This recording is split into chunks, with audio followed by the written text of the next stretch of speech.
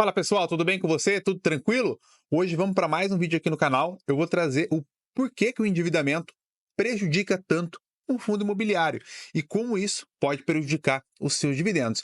É bem importante ter essa análise para a gente poder entender um pouquinho mais e você também ter consciência de como o seu dividendo pode ser prejudicado nesse sentido, tá bom? Antes de mais nada, é pedir para você deixar o seu joinha, se inscrever no canal e ativar o sininho. Assim você vai estar sempre recebendo os vídeos aí na sua tela, beleza? Bora pro vídeo!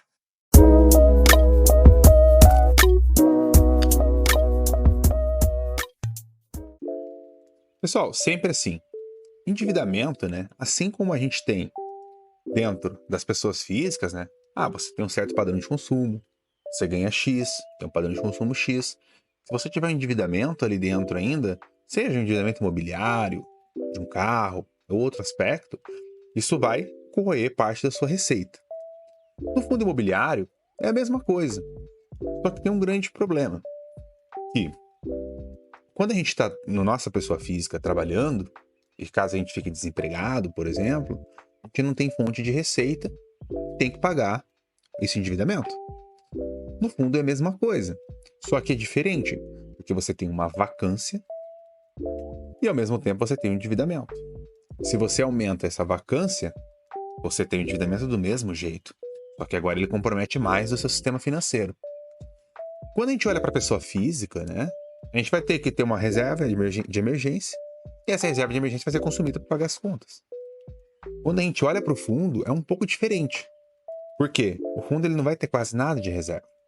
Só que ele vai consumir na onde? Ele vai consumir nos dividendos que você vai receber. Você vai receber um valor menor. E junto com isso, pessoal, como você vai ter um dividendo menor, o fundo vai ter uma depreciação, o que vai acontecer? Geralmente a cota do fundo cai. Então você perde nos dividendos e você perde ao mesmo tempo também na cota, no patrimônio. Então por isso que é muito importante essa análise e entender um pouco mais sobre o endividamento. E é por isso, pessoal, que eu trouxe aqui alguns fundos para a gente dar uma olhada, para poder entender um pouquinho mais como esse endividamento prejudica esses fundos, tanto na questão de desvalorização patrimonial, quanto nos dividendos ao longo do tempo, beleza? Vou mostrar aqui para vocês. Eu vou começar pelo fundo, né, pessoal? Pelo GALG 11. Basicamente é só para a gente ter uma ideia, tá? Não é uma análise do fundo, mas sim para a gente poder ter uma ideia de como foi impactado, como esse fundo gerou um prejuízo para quem está dentro do ativo, tá bom? Pessoal, basicamente é o seguinte, dá uma olhada no GALG. O endividamento que ele tem, a projeção de saldo devedor dos CRIs, né, em milhões. Você pode ver que ele vai caindo aqui ao longo do tempo, né? A ideia do fundo é chegar ali em 2035 e não ter mais quase nada de dívida. Só que a gente pega aqui para o ano de 2024, por exemplo, são 300 milhões de endividamento. Para o ano de 25, 250 milhões de endividamento. Para o ano de 26, 200 milhões de endividamento. O que significa isso, pessoal? Então a gente vai ter 50 milhões que vão diretamente para endividamento e amortização. Qual que é o problema nisso tudo, pessoal? Vamos dar uma olhada no fundo. O fundo hoje ele tem 5 imóveis. Então você imagina, o fundo tem só apenas 5 imóveis e um endividamento que compromete mais de 40% do fundo, do valor patrimonial. O que acontece, pessoal? Dá uma olhada aqui na distribuição geográfica, mas mais do que a distribuição geográfica, eles são 5 fundos no portfólio. Então eles têm aqui BRF, BRF, Air Liquid e Souza Cruz. Então você vai ver no fundo, eles têm apenas 3 inquilinos, com 40%, mais de 40% de endividamento. Então se há uma vacância aqui dentro do fundo, e essa vacância além da BRF ou da Air Liquid, o que vai acontecer com o fundo? Ele vai ficar uma vacância muito grande. Ou seja, ele deixa de receber e ao mesmo tempo tem um endividamento extremamente alto para pagar. Quando a gente vai olhar para a questão de receita, despesas e endividamento, como ele prejudica dentro do fundo, basicamente a gente pode olhar aqui ao longo desse período. Tá? Olha aqui em novembro, por exemplo. Ó. Novembro a receita total de alocação foram 7 milhões e 200 mil reais. Então foi uma receita ok.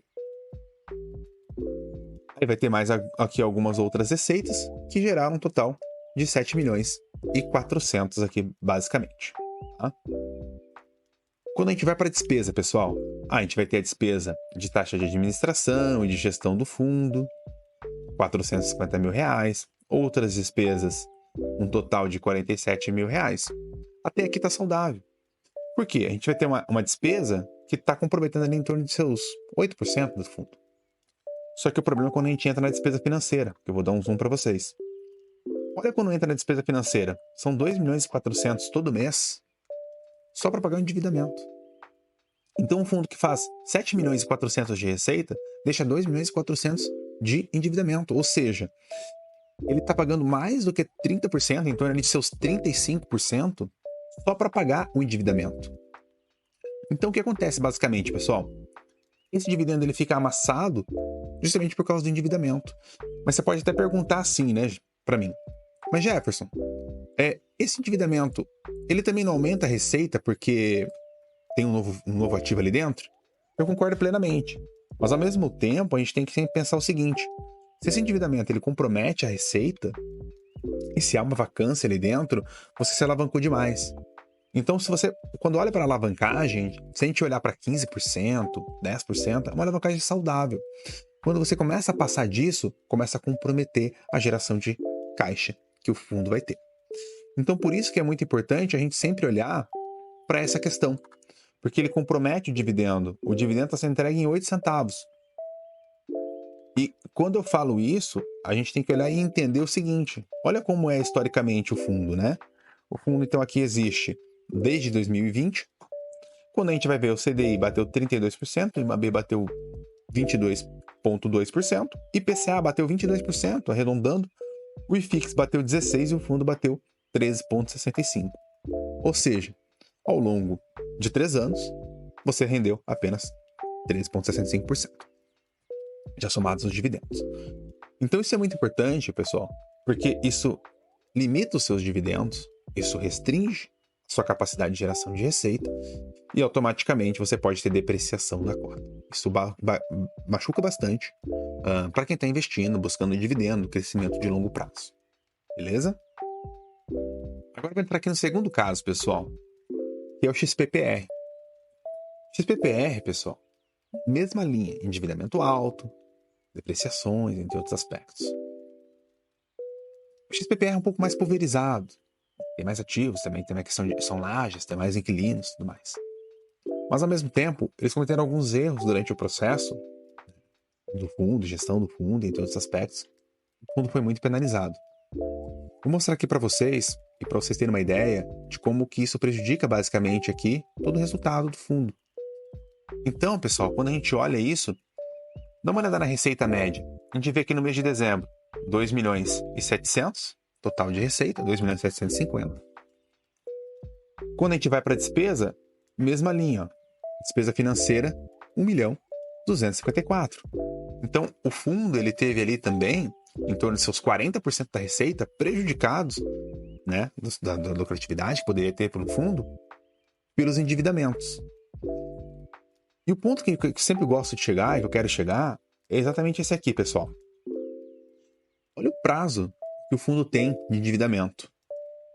15 anos em um ativo, 15 anos no outro, 15 anos e 5 anos aqui em 188 milhões. O fundo deve hoje 583 milhões. Então, é muito importante a gente olhar isso, porque é basicamente daqui que a gente vai olhar e entender o quanto isso pode prejudicar ainda mais o fundo.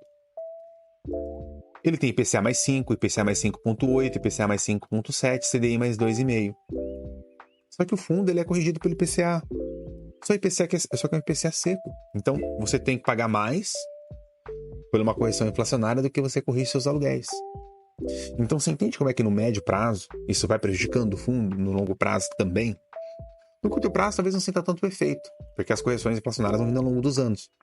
Mas é por isso que é muito prejudicial para o fundo. Quando a gente vai olhar um pouco mais essa questão, né, a gente vai entendendo aqui o que e como que está hoje a questão da vacância do fundo, né? Olha como foi a vacância do fundo, pessoal. Ele saiu na taxa média dentro dos fundos, né, de maneira geral, de 23,84% de vacância para 33% agora. Chegou a 33,5% de vacância. Então o fundo subiu em 10% da sua vacância. É uma vacância muito alta, sendo que ele tem um comprometimento que ele tem que pagar. E o que que isso gera de resultado final, pessoal? Gera isso aqui. Enquanto o CDI tá ali na casa dos seus 37%, IMAB 30%, IPCA 28%, o IFIX 13%, o XPPR acumula uma queda de 68%, quase 69%. Então, a gente tem que sempre prezar pelo nosso patrimônio, né? E olhar com muito carinho. E por isso que o endividamento ele compromete tanto. Basicamente, pessoal, perdeu 70% do valor patrimonial. As pessoas que estavam alocadas ali dentro perderam 70%. Então, você não quer ter seu patrimônio diluído em 70% ao longo do período, né? Lembrando principalmente que o fundo ele tá desde 2020, né? Então, esse é um ponto muito importante para olhar. E é por isso que eu fiz esse vídeo, para trazer o endividamento dos fundos e como isso pode prejudicar todo o cenário. O que eu quero deixar de mensagem final, principalmente, pessoal, é o seguinte. É muito importante você olhar e entender para onde vai esse endividamento. O endividamento, ele não é ruim. Ele é um instrumento bom, mas que pode se tornar ruim. Assim como, né, pessoal, a diferença entre o remédio e a droga, né, é a dosagem. Né? Então, na hora que você excede demais esse endividamento, ele prejudica todo o cenário. E o que acontece com o patrimônio dos cotistas? Vai tudo para baixo. Então, basicamente, pessoal, é olhar, não é só olhar para os dividendos, não é só olhar para se o fundo tem bastante inquilino, se o fundo tem bastante propriedades, é olhar para endividamento, entre outros aspectos. É uma análise mais complexa. Essa análise mais complexa é para você não perder patrimônio. Essa é a mensagem que eu quero deixar. E espero que você tenha gostado do vídeo. A mensagem que eu quero deixar é essa. Se você gostou, deixe seu joinha, se inscreva no canal, ative o sininho e também gostaria que você deixasse seu comentário sobre se você gostou do vídeo, se você acha que algum argumento poderia ser validado também, que ficou faltando. E basicamente, deixar essa mensagem de que a análise mais apurada te faz ganhar mais dinheiro e preservar seu patrimônio. Isso é muito importante e fundamental para os investimentos. Beleza, pessoal? Espero que você tenha gostado. Um grande abraço. Valeu!